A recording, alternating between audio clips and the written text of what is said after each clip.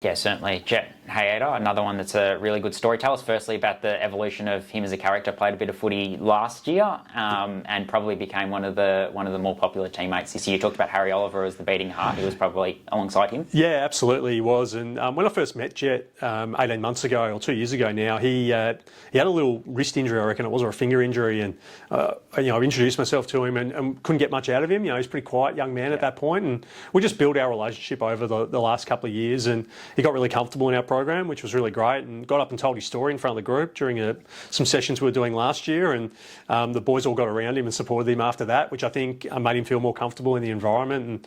And he's clearly loved it here, which has been great, and we've loved having him here. And his footy has just grown and evolved over the last 12 months as well, and his run, his agility, his speed and his kick are the real strengths in Jhett's game. His contest work's improved as well, and his season was going well as a half-back and a wing, and then we threw him inside during the year, and it just went to another level. And because he had a shoulder injury at the start of the year and he broke his arm obviously late in the year, he really only played in the middle 8 to 10 weeks, and he finished third in our best and fairest, which showed just how well he played through that period. And it's great he's got to tell his story publicly a little bit. A kid from a Maori background, dad's Maori, mum's Jewish, copped bullying at school because of his skin colour and his religion, which is completely unacceptable. And he's been able to fight through that and pursue an AFL career, and he's doing everything right at the moment. He's working really hard, and I hope his name gets called out. If it doesn't, we'd most likely have him back here as a 19 and hopefully facilitate another opportunity in the future. But